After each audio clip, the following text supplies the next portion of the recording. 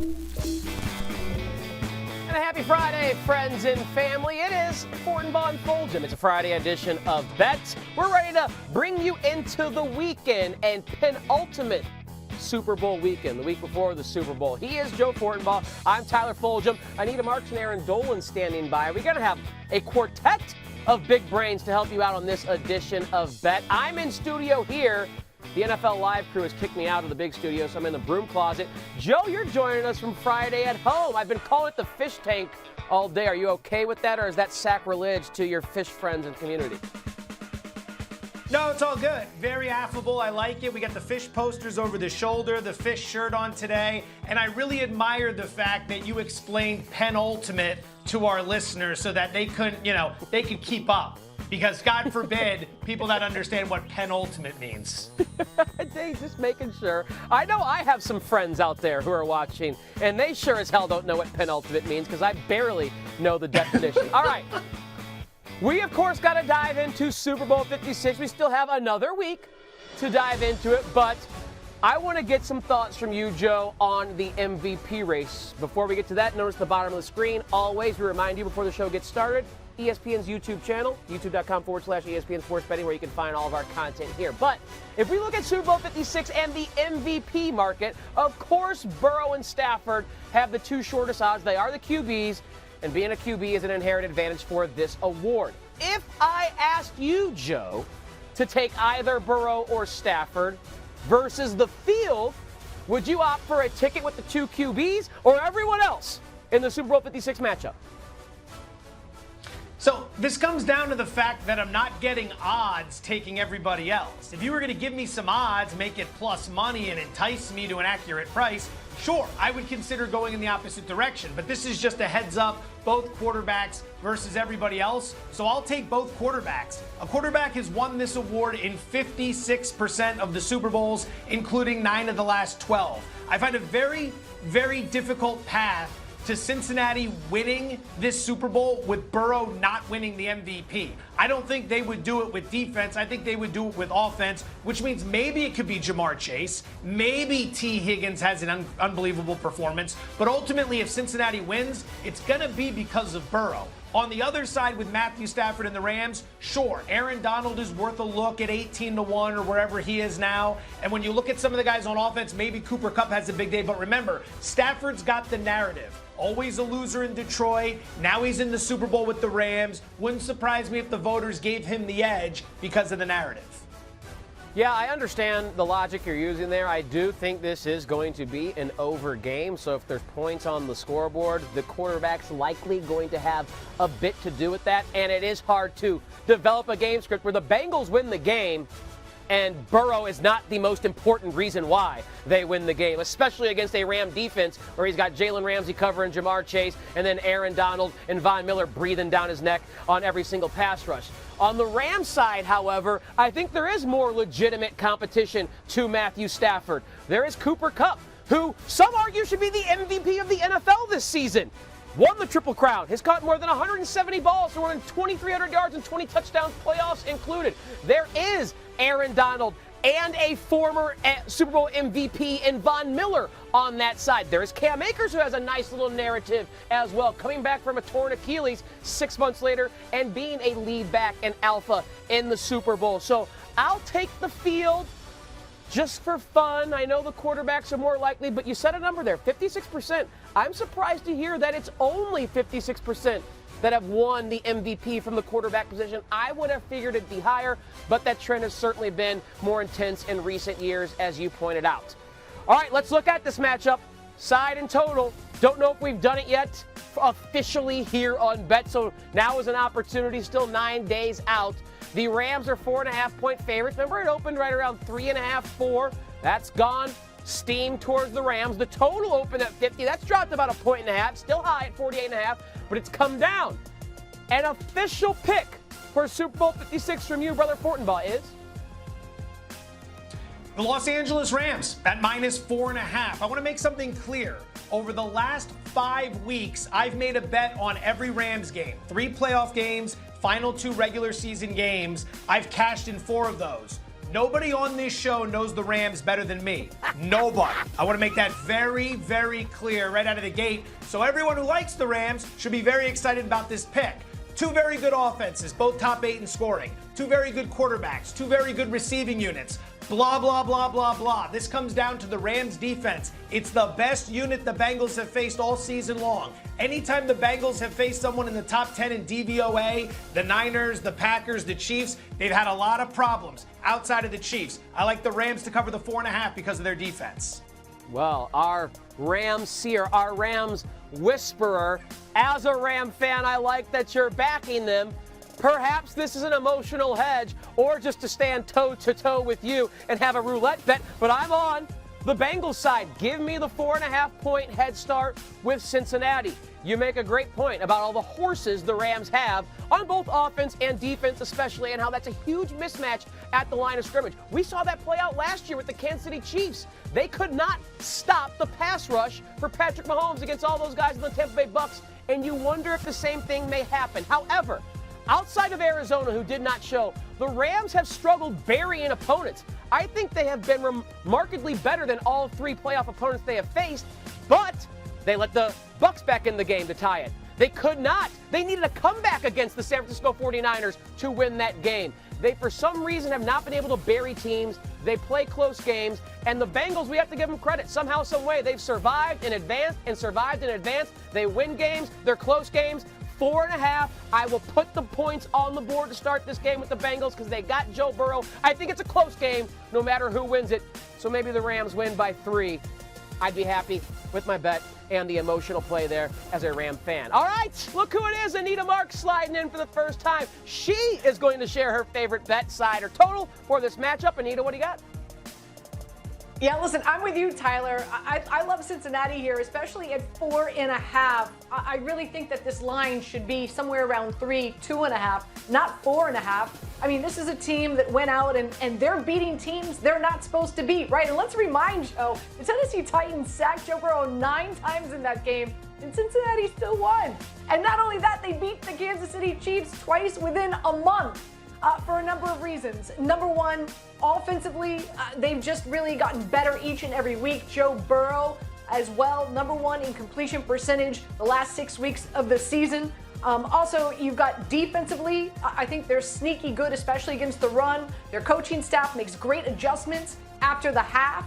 And their offensive line did better against Kansas City. They're playing a lot more pass protection and putting a lot more guys staying at home to help keep Joe Burrow upright. So I'm all over Cincinnati here. Give me Cincinnati in the point. All right, Anita likes the Bengals like I. And look who it is now, Erin Dolan. I don't think bet has ever been this crowded before. Love having Anita and Erin join the show much more than Fortenbaugh. So even though he picked my Rams, shout out there, Joe. All right, you heard me and Anita on the Bengals side, Joe on the Rams side. Erin, your first crack at this game with the Rams laying 4.5. Total of 48.5. What is your favorite way 9 days out to bet Super Bowl 56? Well, Tyler, I'm a little surprised you are rocking with the Bengals in this matchup. I thought you would have liked to take the Rams in this one. Now, off the bat, I do feel like this will be an under game. I do like the Bengals with the points. We'll see what happens in terms of that spread. I'm not making a definitive stance on the total or the spread just yet because, again, we are 9 days out. But there are certain markets that I do want to capitalize on right now because you can get some things at plus money. I do like the Bengals to win the third quarter. They actually have been dominant in the third quarter. They've outscored opponents by 73 points, including the postseason. That's the best mark in the NFL. And they also have allowed opponents a league low 50 points in that third quarter, again, including the postseason. Meanwhile, for the Rams, they're tied for a league worst, allowing opponents 116 points in that third quarter. So I do think that the Bengals readjust at halftime and get things going in that third. Yeah, they have been a good team coming out of the break. The Rams have struggled a little bit out of the break during this postseason. All right, look, you see the Brady Bunch quad box. I would like to interrupt and say something, please. I would like to interrupt. I'm glad that you 3 losers like the Bengals. I don't want you on my side. I want you all to watch me I'm not saying the Rams aren't going to win. Like Max Verstappen on the F1 podium after the Rams cover the number. Good. All you 3 together. Good. I'm okay with that. Hey, if you win, Fortenbaugh, you can spray that champagne right on me because I'll be celebrating with you regardless if I am not cashing a bet. No. So I hope you are a winner in this Super Bowl 56 matchup as the man on the Rams Island on your own. All right, we are going to, with the four of us here, again, I think this is the first time we've done this on Bet, play a game of place or pass. And for those who don't know, I'm going to read a statement. It's about a bet, basically, and you tell me one or two things. You either place that bet if you agree with it, or you pass on that bet if you disagree with it. Our producer tells me you got 60 seconds each.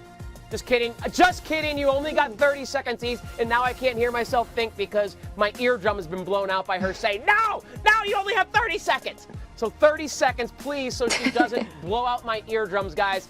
Rapid fire. Okay, let's get it started here. Joe, you're first. Matthew Stafford to throw an interception before he throws a touchdown pass at 2-1. Place or pass, Brother Fortenbaugh? You better be careful, buddy. I know that producer you're talking about. You're playing with fire right now. I'm going to pass on this wager.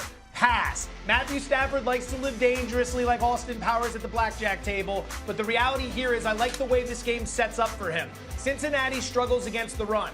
21st in opponent yards per rushing attempt, and they just let the Chiefs run for an average of 5.8 yards per carry in the AFC Championship game. McVay is going to be able to run the ball with Cam Akers early in this game to take the pressure off of Stafford and to set him up for success down the line. I would bet that Stafford throws a TD before an INT. All right, you are passing on that. Let's go to Erin Dolan second. Erin, place or pass on a Stafford INT happening before a TD? I like the value here. I'm going to place this bet. Now, in the first two games of the postseason for the Rams, I said that Matthew Stafford was going to throw an interception. And then the last game against the 49ers, I just said, you know what, whatever, I'm not going to keep placing this bet. Joe Fortenbaugh decided to place the bet, and he cashed in on that. He did have an interception against the 49ers before he had a touchdown. This is the Super Bowl. You might be a little nervous. Things could probably or potentially not go the way that the Rams think just right out of the gate. So I would take this for him to have an interception before a touchdown. All right, let's spin it to Anita Marks here. Anita, place or pass on a Stafford INT coming before a TD? I'm going to place. Like Erin said, I think this is good value. Now, keep in mind, Stafford has 18 interceptions on the season in 20 games. 14 of those 18 interceptions came against defenses that play zone with no blitz. And guess what? The Cincinnati Bengals play that defense 60% of the time. So I'm placing this. Well, Brother Fortenbaugh, yet again you find yourself on an island as the Rams whisperer, because I'm going to place this with my fair ladies as well. Again, maybe an emotional hedge trying to reverse engineer some karma for Matt Stafford, but Anita, I think, makes the best point. The Bengals, run a particular type of defense that Stafford has had most of his interceptions against. Lou Anarumo, I think, is going to adopt a lot of what they did in the second half against Patrick Mahomes, and that has been not a kryptonite for Matt Stafford, but a much more difficult type of defense to pick apart than a man-aggressive blitz scheme. So the three of us, yet again, standing lockstep against you, Brother Fortenbaugh, placing while you pass. How about a point total prop? The Super Bowl 56 combined point total to fall between 50 and 56 points. That, of course, would be an over at plus 325. Same order. Fortenbaugh, you lead it off. Would you place or pass? Once again, very excited that you losers are all on the same side, so you can watch me count my money while you're trying to figure out what went wrong on Super Bowl Sunday. This is a bet I would place. At these odds, plus 325, that implies about a 23% chance of happening. Now keep in mind, when this total opened, there were some sharp sports books here in town that opened this around 50 and a half. Now the bettors, the early bettors, came in and immediately bet it down because they like the under. But those bookmakers are smart guys. They see this as a higher scoring game. These are two top 8 scoring offenses. These are two offenses that rank in the top 8 in terms of yards per play. I know the early money is on the under, but at these odds, I would take a shot here because I know the Rams can play D, but I don't know if I can trust the Bengals. And I know the Rams can get some stops, but I don't see them locking down Burrow. So at this price, I would place this bet. All right, remember, Fortenbaugh, keep it tight for the sake of my eardrum. I'm getting yelled at for you going into overtime there. Erin Dolan, that means you are next yet again. Would you place your pass at plus 325, the total falling between 50 and 56 points? Joe is basically the black sheep at this point of the Brady bunch. I'm going to pass on this one, and it's always enticing to take one of these, especially when it's at plus 325. But I do think this will be an under game. The last 4 games for the Bengals have gone under. We know their kicker, Evan McPherson, has accounted for the majority of the points. I don't see Joe Burrow putting up a ton of touchdowns in this game. I also think, the last 3 Super Bowls, they have gone under. Joe makes a great point about the odds makers opening it at that 50-50.5. But nonetheless, I do think this is an under game. I'm going to stay away from this one. All right, Anita, where do you stand, place or pass on the total falling between 50 and 56?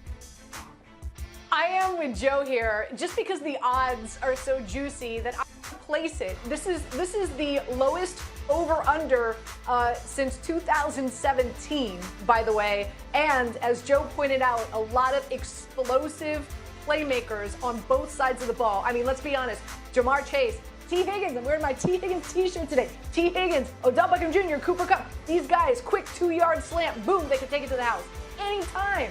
So because of the value, I'm placing. Oh, well, how the turntables have turned.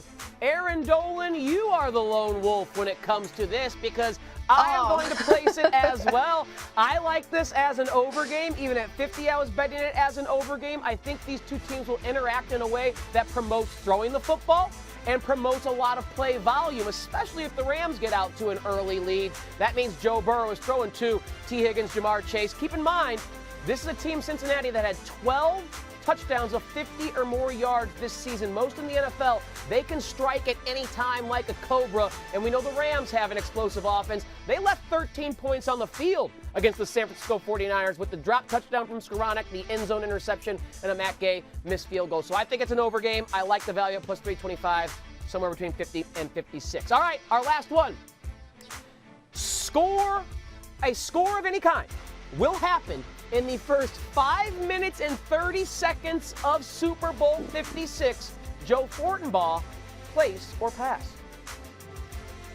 I'm going to pass on this one. If Cincinnati gets the ball first, I don't have a lot of faith in them going down the field and scoring. They've started slow in the postseason, and they are going against, as I mentioned earlier, the best defense they have faced all year. Now, on the other side of the equation, if the Rams start first, that would be a little bit worrisome to me, because I think they can drive the field and put some points off. They've started fast in the postseason, but I think they're going to run the ball early. If you're Cincinnati, you want to come out. You don't want to give up the big play to Cooper Kupp, to Odell Beckham, to Van Jefferson, or any of that. You're going to allow the Rams to run the football, and they are going to take advantage of that. It's going to grind down the clock. I'm going to play a pass on this, not making that wager. All right, Erin Dolan, where do you stand? Place or pass? I'm in agreement with Joe here. I am going to pass on this one. I do think if the Bengals get the ball, they're not going to probably score within the first 5 minutes and 30 seconds of that game. They really start out historically slow. We've talked about this multiple times on this show already and on Daily Wager. And as for the Rams, I don't see them coming out with a ton of urgency, and kind of like Joe mentioned, they're going to run the ball instead of probably throwing those long passes off the top of the game. But again, this is just a little bit of a too risky of a bet to place when the Bengals can get the ball first for me. So I'm going to pass. All right, a couple passes. Anita, are you with Erin and Joe? I am, for a number of the reasons they just pointed out. Listen, this is the biggest game that a number of these dudes will have played in their entire career. There's going to be like epic butterflies. I think both coaches, as Joe pointed out, are going to call a lot of running plays. Maybe the first possession is going to eat up that time of possession. Maybe it'll go over 6 minutes, 20 seconds. So this is a big pass for me as well. Well, now it is I who stand alone, because I will place this bet. Ooh. Anita, you have pointed out how it's not just the Bengals offense, but the Bengals defense that can start slow. We saw Patrick Mahomes and the Kansas City Chiefs do that to them in the AFC title game. A strength of Matthew Stafford and Sean McVay's offense in LA this season has been fast starts. We saw that against Arizona. We saw that against the Tampa Bay Bucks. And although they didn't put points on the board against San Francisco, they were moving the ball down the field. I don't know if it'll be a touchdown, but I think a Matt Gay field goal will happen within the first 5 minutes and 30 seconds. And that is not to mention, again, the quick strike capability of the Cincinnati Bengals. I know they start slow, but that is not a team you should just say they can't score early in the game. They can score from anywhere on the field at any time. So I am the lone wolf here, placing that bet at plus 120. All right, Joe Fortenbaugh, I'm bringing you back here with me because I want a bold prediction for Super Bowl 56. Erin and I, throughout this week, have already made bold predictions. We're trying to back up the perfect 2-for-2 in bold predictions that we had in the AFC title game. So earlier this week on Bet, Erin said, my guy, 99, Aaron Donald, will record not 1, not 2, but 3 sacks of Joe Burrow. That could be good for an MVP future if that does come true. I said there will be a 50-plus yard touchdown scored in this game, whether it's from Cincinnati's offense, the Rams' offense, or a defense or special team score. There will be a big play of 50-plus yards for 6. So haven't discussed with you and Anita yet a bold prediction. Don't screw up Erin and I's mojo, okay? Come in and give us a bold prediction that's going to hit, brother. I mean, I don't know how I can top a 50-yard touchdown in the Super Bowl with 2 high-powered offenses. That's so bold. I might just have to turn off the computer and walk away. That I'm so taken aback. But I got a little something for you. A little something. It's called an SGP, a same-game parlay that will pay you 13-1 if it hits. Take a look at this, Sonny. All right, Joe Burrow under 36.5 passing attempts. I don't think he's going to get enough opportunities because the Rams are going to be able to run the ball in this game, which leads me to Cam Akers, 63.5 rushing yards going over. Akers had 45 yards in the first half against a really good San Francisco run defense, but he injured his shoulder, and the Rams were playing from behind, which is why they had to throw the ball late. I don't think that's the case here. I think he goes over. Coincidentally, or whatever word I'm looking for there, Cam Akers to find the end zone. I think he's going to have a big game. I think he's worth a sprinkle on MVP props. And then because of the running game, it's going to set up the play-action pass down the field. Nobody in the NFL had more completions of 40 or more yards this year than Matthew Stafford. He had 18. I think he connects on at least one big one. There is your same-game 4-way parlay, 13-1. I know it's not a 50-yard touchdown, but I tried. Yeah, well, you dog my bold prediction and then basically use it in the same game parlay. If Matthew Stafford is throwing for a 40-yard reception, that is a big correlation to potentially a 50-yard touchdown. All right, I know Anita will be far less smart alecky than my cohort Joe Fortenbaugh, so I am very happy to have her on the screen now to share her bold prediction because I'll actually enjoy hearing it from her. Anita, what do you have? Here's my bold prediction. I don't know if Erin is going to like it, though, but here's my bold prediction. My bold prediction is that the Cincinnati Bengals are going to have more sacks than the Rams. And you can get that at plus 310, by the way. Follow me here. Majority of the season, offensively, Joe Burrow's been back there solo, right? Like empty backfield with him. And we saw the Tennessee Titans come in 9 sacks. Since that Tennessee Titans game, they changed that offense. They're going two tight ends. They're keeping the 2 tight ends home, only releasing T. Higgins as well as Jamar Chase. They're playing a lot more pass pro. We only saw the Kansas City Chiefs get to Joe Burrow once. On top of that, he's been magnificent against the blitz, and he's been able to tuck the ball and run as well. Meanwhile, for Matthew Stafford, he's been sacked 35 times, gave up 5 sacks in the 49ers game in Week 18, gave up 5 sacks in the Tennessee game, and there's a guy named Trey Hendrickson. Have you heard of him on the Cincinnati team? He's got 14 sacks on the season and 2.5 in the postseason. So I think this could be a very sneaky good play with the offensive adjustments the Bengals have made, that the Bengals will have more sacks than the Rams at plus 310. Very sneaky because I think most people, 99% of people, would think 99 in the Rams are the team that's going to sack Burrow with all the problems their offensive line has had. All right. Let's get away from Super Bowl 56 and hop on the hardwood. We do have a nice busy Friday slate in the association, a couple of premier games on the ESPN family of networks. We each are going to give a pick from an NBA game tonight. And Joe, I do want to start with you. Cavs and the Hornets tonight. What do you like in this matchup? I'm going to give you a bet that you should bet against, okay? I'm betting Evan Mobley over 8.5 rebounds. everyone watching should bet under, because in the history of like this show, Daily Wager, the podcast we do, the YouTube shorts, I've made like 10 or 12 rebound prop bets. I have lost all of them. Absolutely every one. I cannot think of a time I won. I don't even know if I have a push. So bet against me. Mobley's averaging about 8.2 rebounds per game this season. Charlotte's one of the worst rebounding teams in the league. They're 29th in rebounding, 23rd in defensive rebounding, but they do play at a fast pace, and that's an advantage here. More possessions, more shots, more misses.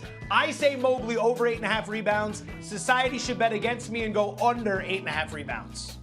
I hear that pitch, and Joe, I bet you could sell a ketchup popsicle to an Eskimo the way you sold me on that. The fade Fortenbaugh special there. Anita, slide on in here. The game you will be handicapping for us. Hawks and the Raptors.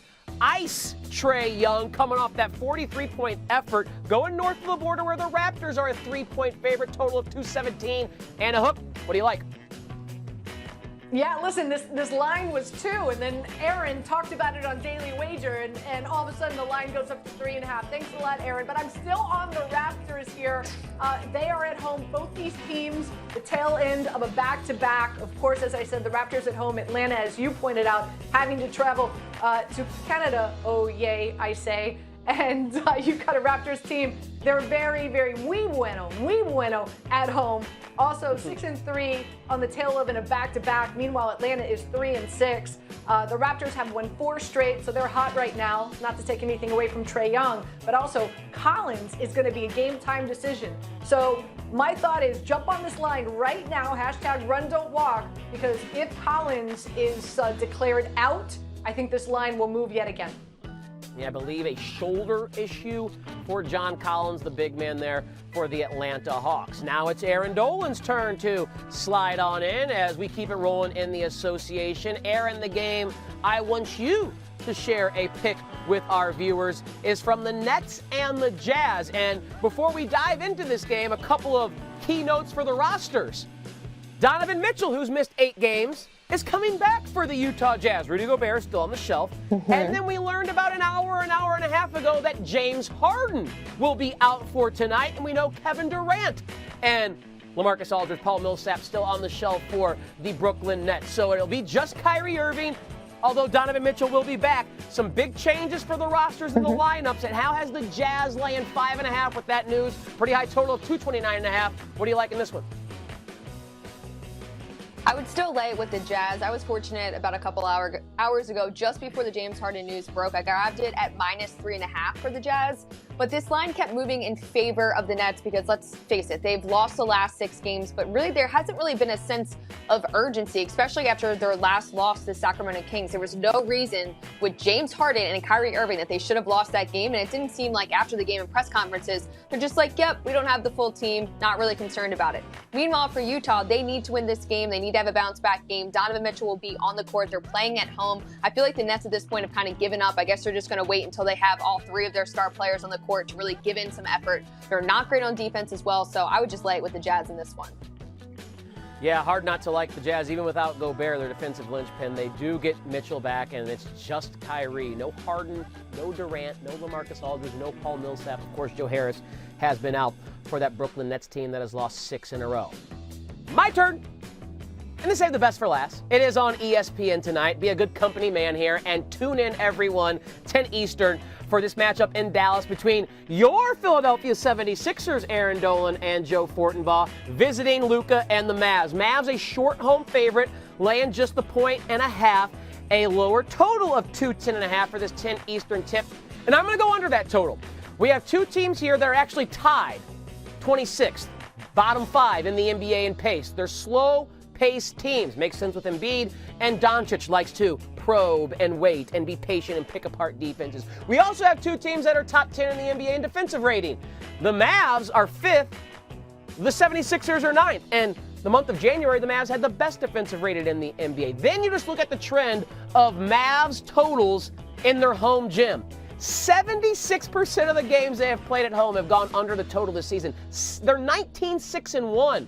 For whatever reason, points are hard to come by inside that home gym that Mark Cuban has there for the Mavs. So I will ride that trend. I think it helps that the Mavs are coming off back-to-back losses in which they gave up 100 points to the Magic, and the Thunder without Shai Gilgeous-Alexander. I'm betting they're going to be locked in to try and stop Embiid. Easier said than done because they've had a couple of embarrassing performances in recent days. So under 210.5 for this ESPN matchup that we'll see at 10 Eastern on ESPN. All right, that'll do it for this Friday edition of Bet. I'm Tyler Fulghum, joined by my lovely and talented co-hosts. Well, at least two of them are, Anita Marks and Erin Dolan. Joe Fortenbaugh in the fish tank. You know what? I'm a good guy. Thanks for backing my Rams. Everyone have a great weekend. We'll see you next time on Bet.